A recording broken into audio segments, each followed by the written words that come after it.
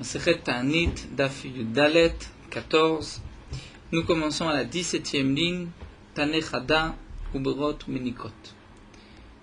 Donc nous avons vu qu'il y avait 13 jeûnes que les Chachamim ont institués lorsque la pluie ne tombe pas après la période du 17 Rejvan.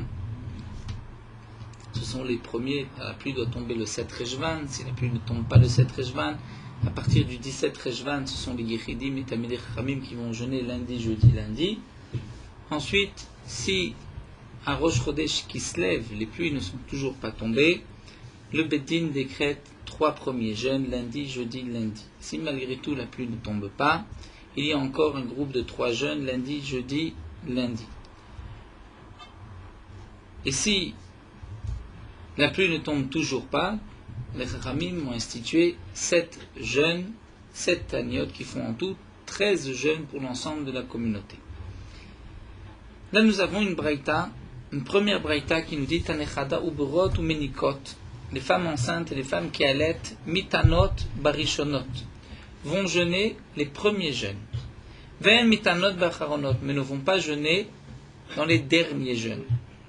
Et Tanya Idach, et nous avons une deuxième braïta qui dit mitanot bacharonot, le contraire, elles vont jeûner bacharonot dans les derniers jeûnes. Ven mitanot barishonot, mais elles ne vont pas jeûner les premiers jeûnes.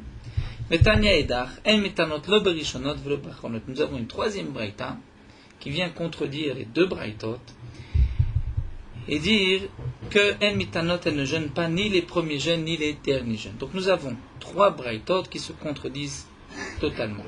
La première braïta nous dit que les femmes enceintes et qui allaitent vont jeûner les premiers jeûnes. La deuxième braïta nous dit non pas les premiers, les derniers. Et la troisième braïta nous dit ni les premiers ni les derniers. Amar Ravashi va donner une réponse. Comment répondre à ces 3 braïtot? Nekot emtsaïta beyadcha.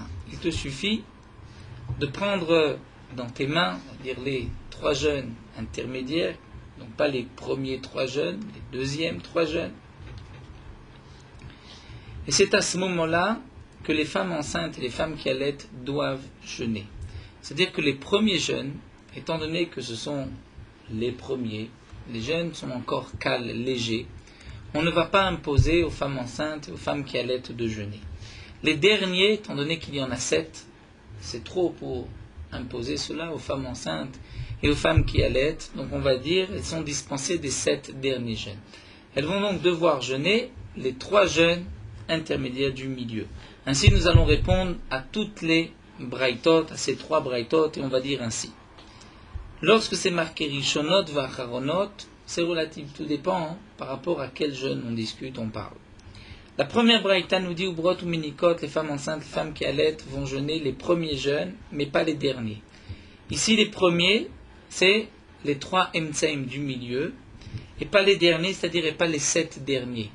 Donc les 3 emtsaïm intermédiaires sont appelés Rishonot par rapport aux derniers. Donc la première braïta, on comprend, elles vont jeûner les 3 deuxièmes jeûnes, si on peut dire, mais pas les 7 derniers jeûnes. La deuxième braïta qui nous dit les femmes enceintes vont jeûner les derniers et pas les premiers, c'est-à-dire pas les premiers 3 jeûnes, le début, mais plutôt les 3 jeûnes intermédiaires qui sont entre les 3 premiers et les 7 derniers. Et la dernière braïta qui nous dit elles ne vont pas jeûner ni les premiers ni les derniers, c'est-à-dire ni les premiers ni les 3 premiers, ni les derniers ni les 7 derniers, mais les 3 intermédiaires. Donc d'après Ravashi, nous avons compris, expliqué ces 3 braïtot. La Mishnah nous avait dit que les 7 derniers sont Hamourim, sont plus graves, plus importants, parce que dans ces derniers, Matri'in, Venoarim et Tachanuyot. Matri'in, nous avons vu, on va sonner du chauffard. Là, nous avons une marloquette dans la Gemara que signifie Matri'in.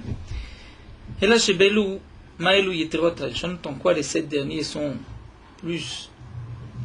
En quoi, qu'est-ce que les 7 derniers ont de plus que les premiers? Et là, chez Beilou Matrim, dans les 7 derniers, on va Matrim, nous allons voir par le chauffard ou par autre chose, Venoalim et Tachanuyot, on ferme les magasins. La Gemara demande Bemaï Matrim, avec quoi on est Matria? Que signifie Matria? Rav Yehuda Beshofarot, dire Matrim, c'est un lachon de Teroua, avec un chauffard. Et comme nous l'avons vu dans Maseret Rosh Hashanah, lorsqu'on doit sonner une teroua, on sonne d'abord une tkiya avant, donc un son long, ensuite un son entrecoupé, la teroua, et un son long, une tkiya qui suit la teroua. Pour chaque teroua, nous avons 3 sons, une tkiya, une teroua, une tkiya. Et donc nous dit Rabbi Yehuda, matri, c'est milachon teroua, donc c'est avec un shofar. Donc, comme nous le verrons dans le deuxième pérek, il y a les jours de jeûne 24 berachot, il y a 6 brachot en plus des 18 bénédictions.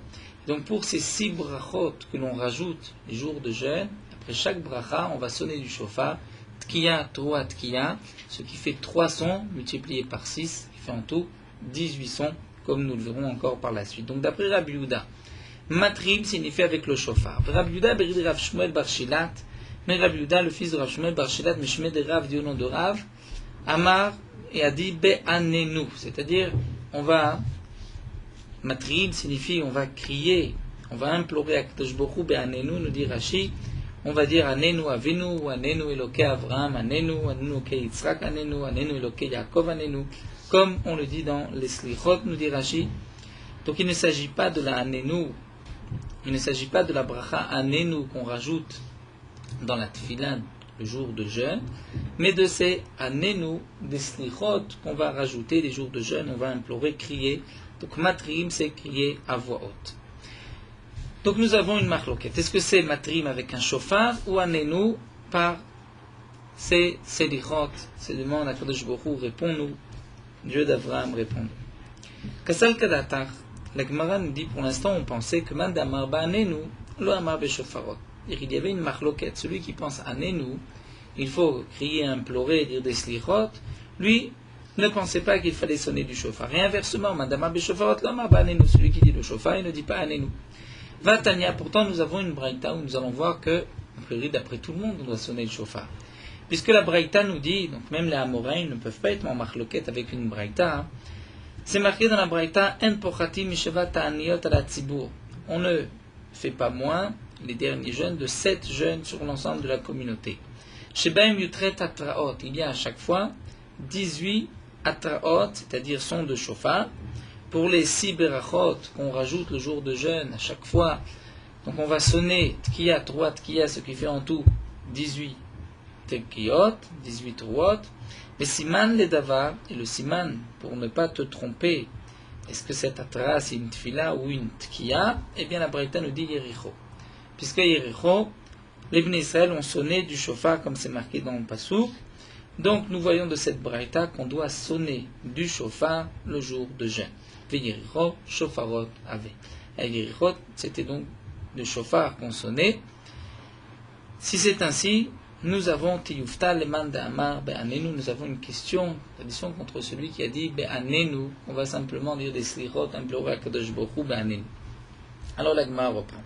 Effectivement, tout le monde est d'accord, là, beshofarot, kule alma, l'obligé de karile atra. Tout le monde est d'accord que shofar, ça s'appelle atra. Et donc, ce qui est marqué dans notre Mishnah, Matri'in, tout le monde est d'accord que c'est avec le shofar. Qui pliguait leur marloquette, c'est, nous dit Rashi, les Matri'in qui sont marqués ailleurs, pas dans notre Mishnah, pour les autres malheurs.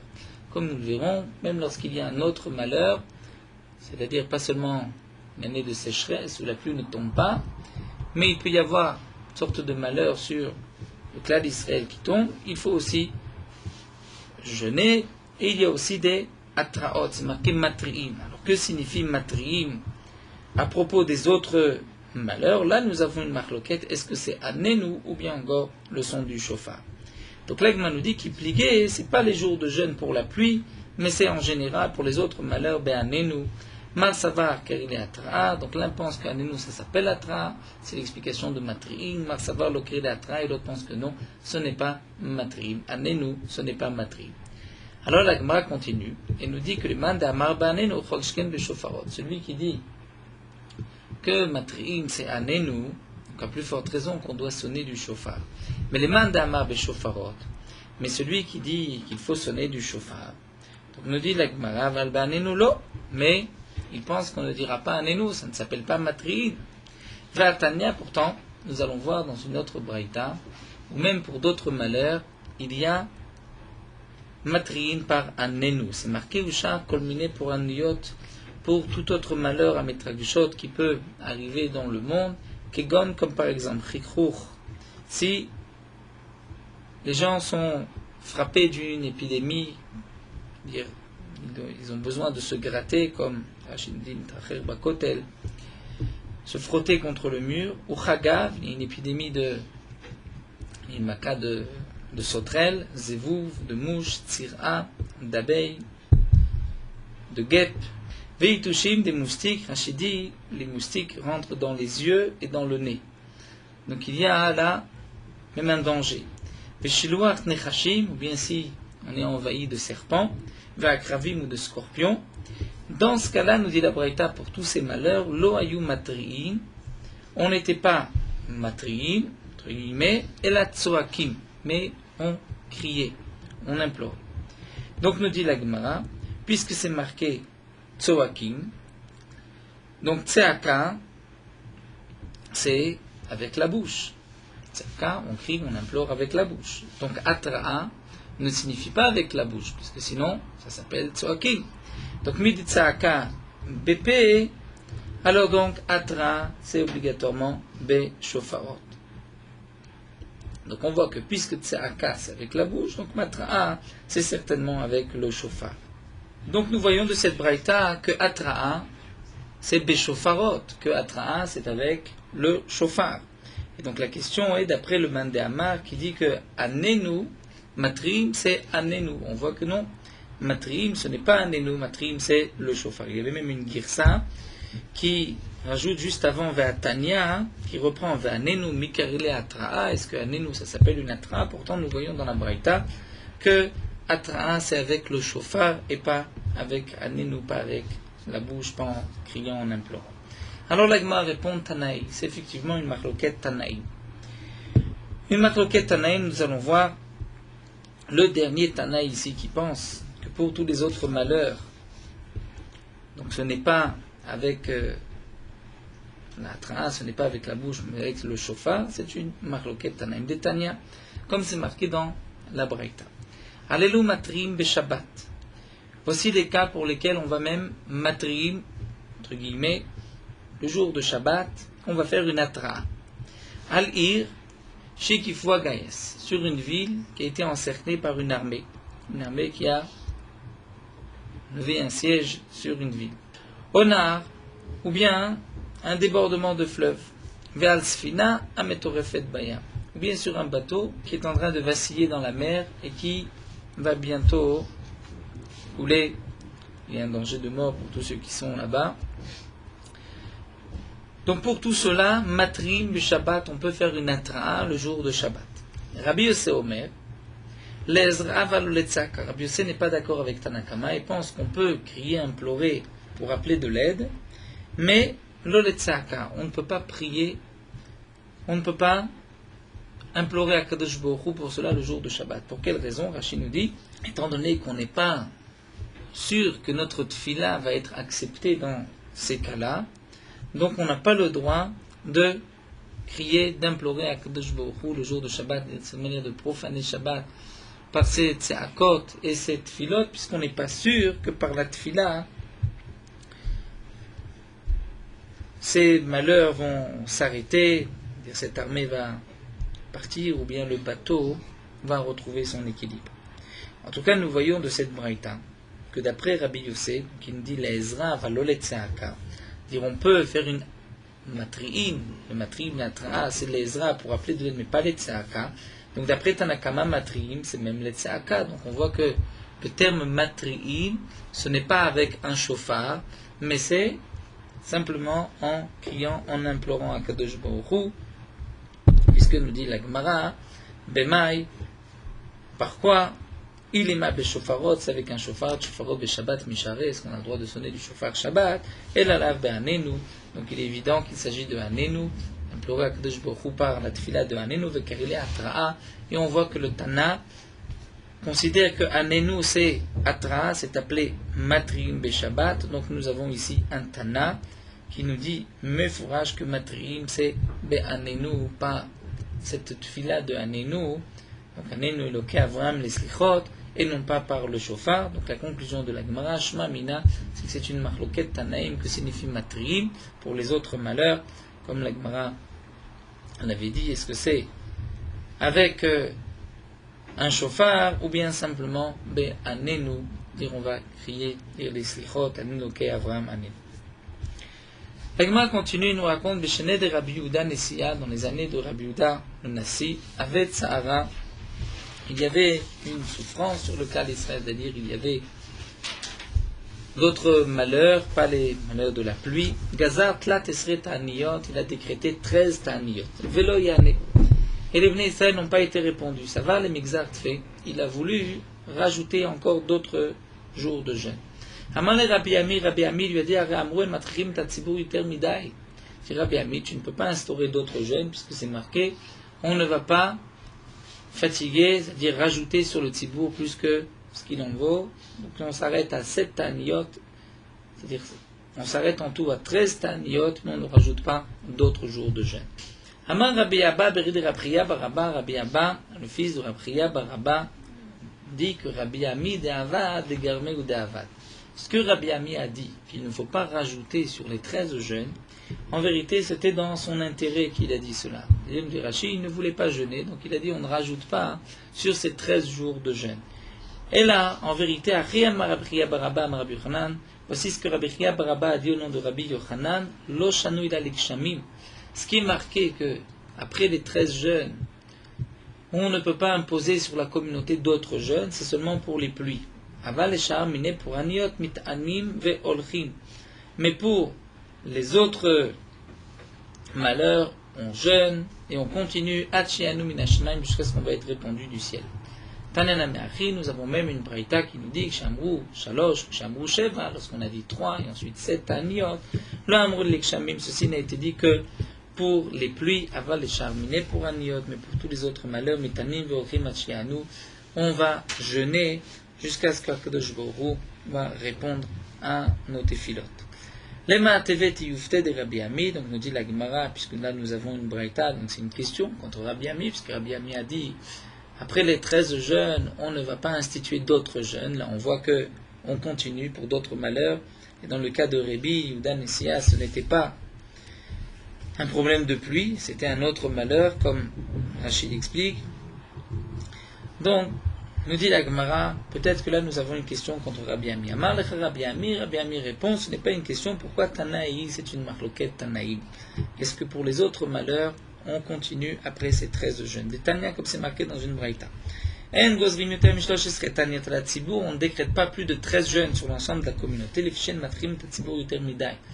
ne faut pas fatiguer, déranger la communauté plus que ce qu'il faut. D'ivrer Rébi sont les paroles de Rébi.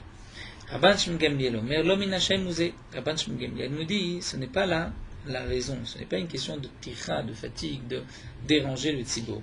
Elle a simplement pourquoi après les 13 jeûnes, on ne continue pas à jeûner, la mipne shiatsa zmana shel reviya, parce que le moment des pluies, des premières pluies, est terminé après ces 13 jeûnes, puisque le mois de Cheshvan est depuis longtemps dépassé, et donc il n'y a pas lieu de continuer à jeûner après les 13 jeûnes.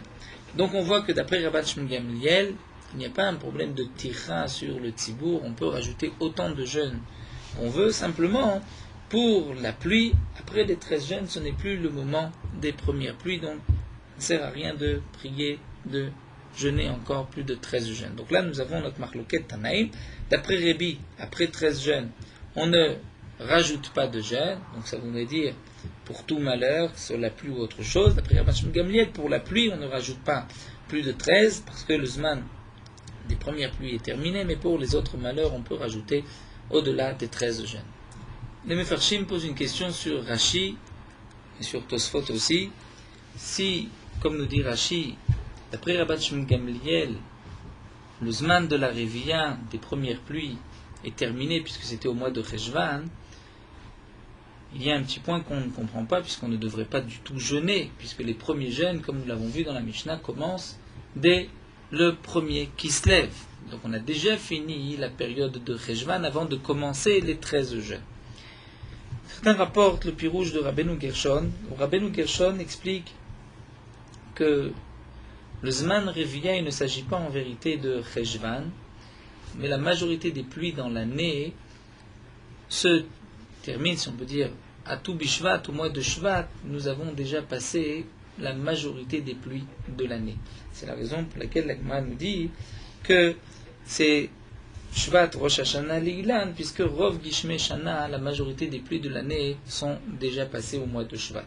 Et donc Rabbeinu Gershon nous fait le calcul que lorsqu'on commence les premiers jeûnes, qui sont lundi, jeudi, lundi, au mois de Kislev, ensuite le deuxième groupe de 3 jeûnes, lundi, jeudi, lundi, et lorsqu'ensuite on va instituer les 7 jeûnes, donc nous sommes déjà dans le mois de Tevet, on ne peut pas terminer les 7 jeûnes, lundi, jeudi, lundi, ou dans le mois de Tevet, donc nous sommes déjà au mois de Shvat, et donc au mois de Shvat, la période essentielle des pluies est terminée. C'est pour cela que nous dit Rabban Shimon Gamliel, on ne va pas rajouter au-delà des 13 Taniyot, puisque là, normalement, les pluies auraient dû tomber en majorité, la grosse majorité des pluies, avant le mois de Shvat, puisque le mois de Shvat est déjà arrivé, qu'il n'y a pas de pluie, donc on ne continue pas à jeûner.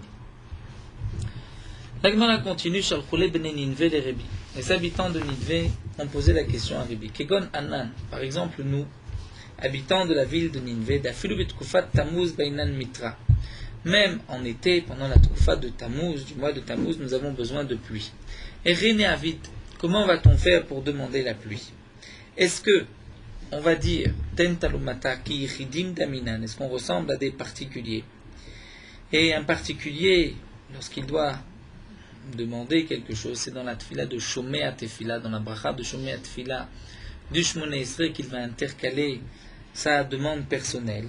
Et donc, nous, est-ce qu'on doit dire Veten Talumatar dans Shomea Tefila, ou Kerabin Daminan, ou bien on est comme un ensemble d'une communauté, comme Rabim, comme un grand nombre, et donc à ce moment-là on a un autre statut et on pourra dire Veten Talumatar dans la bracha des shanim de l'année, des années, qui est, comme on dit dans Barech Aleinu.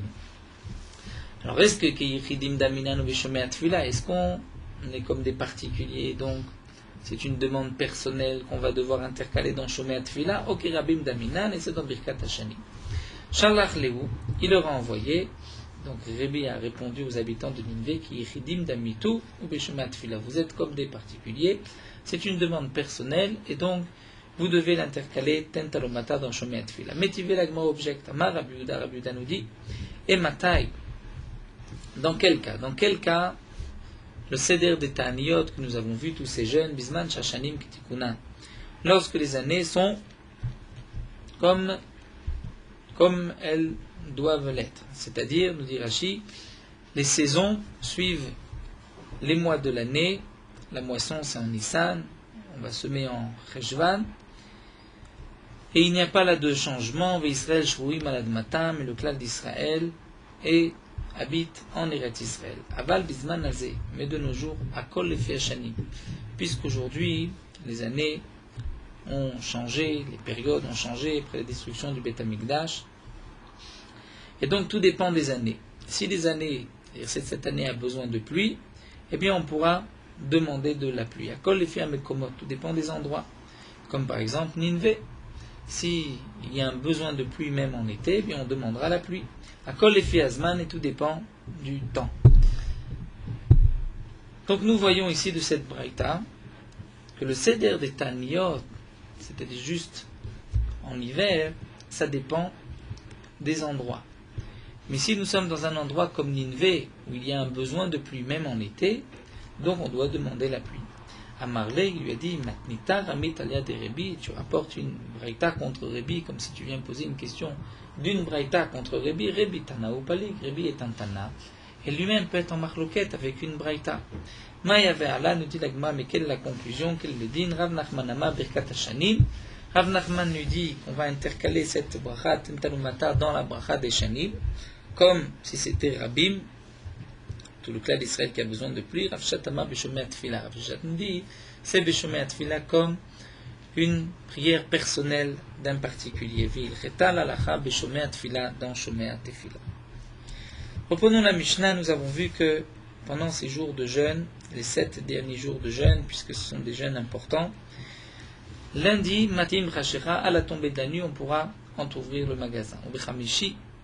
Et le jeudi, kol hayom, toute la journée, mipnei kvod Shabbat, pour l'honneur du Shabbat. La Gemara demande, quelle est l'explication de ce bechamishi? On peut lire de deux manières la Mishnah, ou bien dire, lundi, on va entrouvrir la porte à la tombée de la nuit, et jeudi, on pourra toujours entrouvrir la porte, mais toute la journée, pour Shabbat. Mais on n'a pas le droit d'étaler la marchandise. Ou bien on peut lire ainsi, lundi, on va entrouvrir la porte à la tombée de la nuit, mais jeudi, on peut ouvrir le magasin et étaler la marchandise toute la journée pour le kavod de Shabbat. Donc là, il m'a demandé, est-ce que Besheni Matim Rachera, lundi, on va juste entrouvrir la porte du magasin à la tombée de la nuit, ou Bechamishi, et le jeudi, Kol Hayom, toute la journée, c'est-à-dire toute la journée, on va aussi entrouvrir la porte, mais pas plus que cela. Mipnei Kvod Shabbat, on dit, peut-être que non. Besheni Matim, lundi, on va entrouvrir la porte, mais Hamishi Potrim, on peut ouvrir Kol Hayom Kulo toute la journée, bien ouvrir la porte et étaler la marchandise. Tashma, la Gemara va apporter une preuve, des Tania, c'est marqué dans une Braïta. Besheni lundi matin adaerev, on va entrouvrir la porte jusqu'au soir. Bachamishi et le jeudi potrim kol hayom, on va ouvrir toute la journée. Donc là c'est marqué potrim kol kolom mipnei kvod Shabbat, pour l'honneur du Shabbat.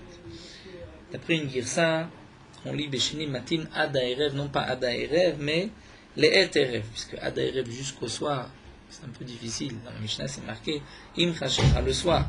Donc, les Terev, on va entrouvrir la porte, et le jeudi, on peut ouvrir entièrement la porte pour le kavod Shabbat. Hayulo Shne Ptachim, nous dit la Braïta, si quelqu'un a 2 portes au magasin, Poter Echad, Noël Echad, on va en ouvrir une et fermer une autre, pour montrer que quand même c'est un jour de jeûne.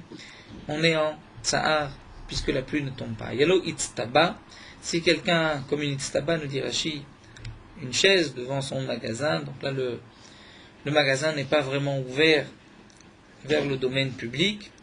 Donc dans ce cas-là, même si on ouvre, ce n'est pas, nous dit Rashi, et nous n'irait kolkar, ça ne se voit pas vraiment de l'extérieur. Donc dans ce cas-là, s'il a une chaise devant sa porte, poter kedarkov no recherche, on peut ouvrir normalement, puisque ça ne s'appelle pas ouvrir et étaler sa marchandise devant le Reshuta Berabim. Avro Elo Velona, nous avons vu dans la Mishnah que si malgré ces 13 jeûnes, on n'est pas répondu, il n'y a toujours pas de plume, Matim Masaou Matan, on va diminuer le commerce, le Binyan, le Benetia, la construction et planter les arbres. Tana. Nous avons une Braïta qui nous dit Binyan, de quelle construction il s'agit? Binyan Shel Simcha, une construction de joie, c'est ça ce qui est interdit. Unetia, c'est Netia Shel Simcha, planter Mishum Simcha. C'est-à-dire, Rezu Binyan Shel Simcha, Zabone Betratnut le Benos. Si quelqu'un construit une maison pour le mariage de son fils. Betratnut, c'était l'endroit où on faisait le mariage, où l'enfant habitait pendant la période du mariage. Ezoi Netia Shel Simcha. Et quelle est cette Netia? Qu'est-ce qu'on plante? Mishum Simcha. Zeanotea Avavar Naki Shel Melachim. Ce qu'on plantait à Avavar Naki Shel Melachim, Rachid nous explique que les rois avaient l'habitude, lorsqu'il y avait une naissance d'un fils du roi, à ce moment-là, on plantait un arbre en son honneur, et le jour où on proclamait roi cet enfant, ce prince, eh bien, on lui faisait de ce bois un trône, une chaise. D'après une autre explication, nous dit Rashi, c'était un arbre qui servait un arbre qui donnait beaucoup d'ombre, où les rois, les gens avaient l'habitude de se promener sous ces arbres. Donc ça, c'est ce qui est interdit, une telle construction ou une telle plantation. Au Bishelat Shalom, nous avons vu qu'on n'a pas le droit non plus de saluer. Tanu Rabbana, nous avons une braïta qui nous dit Chaverim en Shelat Shalom benem. Les Chaverim, les Talmidei Chachamim qui connaissent la halakha, ne se saluaient pas. Amé Haaretz, les ignorants, chez Shoalim, Shoalim, c'est-à-dire qui vont saluer, Marzirim Lahem, on doit quand même leur répondre, mais Besafar Rafa, à voix basse ou Bekovedrosh, tête inclinée, on va montrer que on ne répond pas normalement comme on a l'habitude. Ven mitatefim v'yoshvim kavelim. Les Israël vont s'envelopper, être assis comme des endeuillés, ou kimnodim, et comme les gens qui ont été menoudés, excommuniés, qui bnei adam anizofim lamakom, comme des hommes qui ont été repoussés, excommuniés par Akadosh Baruch Hu, Atshirachmu Alem Min Hashamayim, jusqu'au moment où du ciel on va avoir pitié du clan d'Israël. Amar Rab Elazar nous dit, Un Adam Chashuv Rachai Lipol al Panav.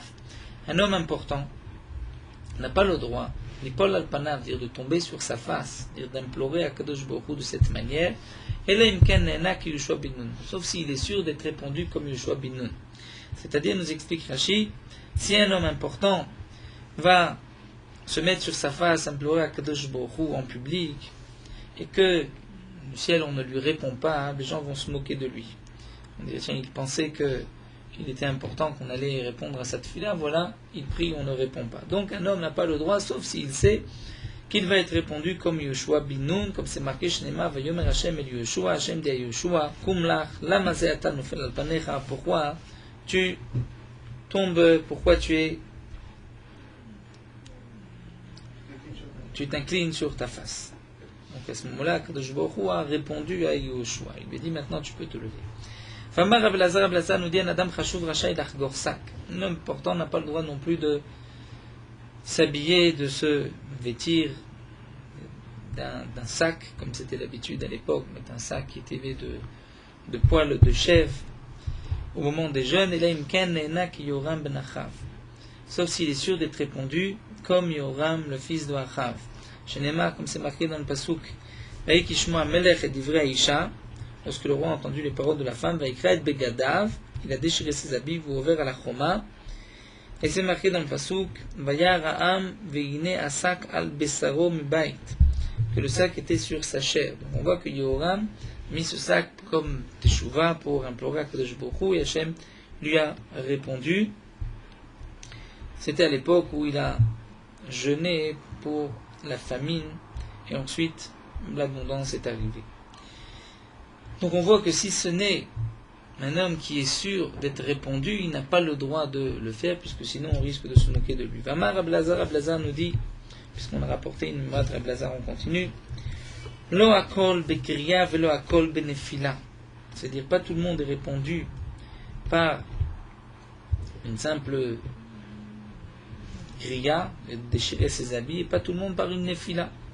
Et on voit que Moshe et Aaron benefila, Moshe et Aaron ont été répondus lorsque Nefila ils sont tombés sur leur face.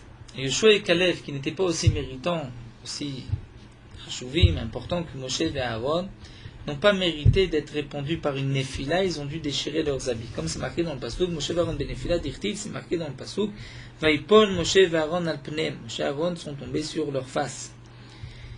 Et ensuite c'est marqué Yoshua et Kalev bekriya dirtiv, c'est marqué Yoshua binun, et Kalev ben Yefouné, les Atarim et Taretz Karou Bigdem ont déchiré leurs habits. Donc on voit qu'eux ont dû même déchirer leurs habits. Mat Kifle Rabizira, mais Rabizira s'étonne, Vitemar Rav Shmuel ben Nachmani, d'après certains c'est Rav Shmuel ben Nachmani qui s'étonne. Et effectivement Yoshua, si c'est marqué Yoshua sans vav, Yoshua ben Kefne, eux ont déchiré leurs habits, que des Kamarta, j'aurais effectivement dit comme tu le dis, Ashta Dirti, maintenant que c'est marqué Ve Yoshua, c'est marqué dans le pasuk Ve Yoshua, donc je vais dire Avea Avit, que Yoshua fait les deux. C'est-à-dire, Yoshua, ça se rapporte le verbe pour nous dire aussi, il est tombé sur sa face, il a aussi déchiré ses habits. Famar Rab Elazar nous dit, Lo akol bekima velo akol bishtachavaya. Et là, il lavo, pas tout le monde vont se lever devant les Bnei Israël, pas tout le monde vont se prosterner. Mais Melachim bekima, les rois vont se lever, Vesarim, les princes, les ministres, bishtachavaya vont se prosterner. Melachim bekima dirtiv, les rois vont se lever dirtiv, comme c'est marqué, Kohamar Hashem, Goel Israël Kedosho. C'est marqué dans le pasuk, Livzon nefesh, lemitaev goy, leved moshlim melachim.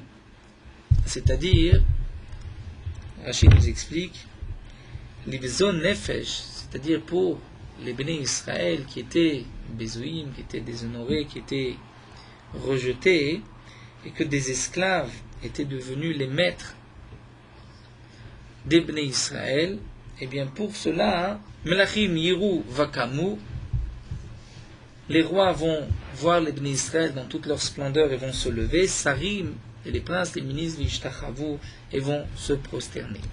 Mat Kifle Rabizira, Vetemar Rav Shmuel ben Nachmani, ici Rabzira, d'après certains, Rav Shmuel ben Nachmani, pose la question suivante, et avec dit Vesarim Vishtachavu, c'était marqué Vesarim Vishtachavu,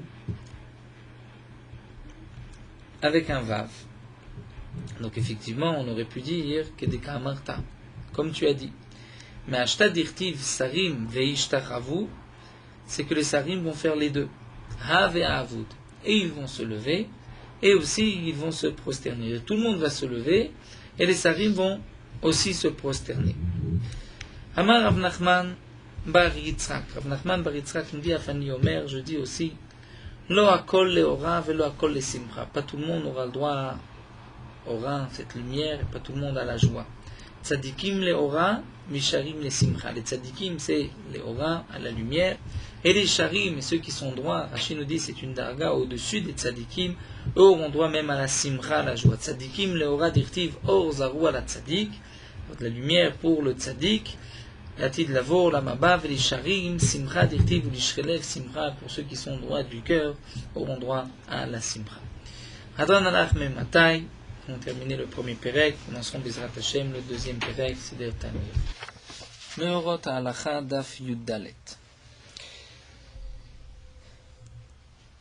Goûter un aliment le jour du Yom Kippourim ou Tisha B'Av. Le jour du Yom Kippourim ou Tisha B'Av, nous avons l'interdiction de goûter un aliment, dire de le mettre dans la bouche, même si on le recrache, on ne le mange pas, on veut juste goûter, voir s'il y a suffisamment de sel ou d'épices.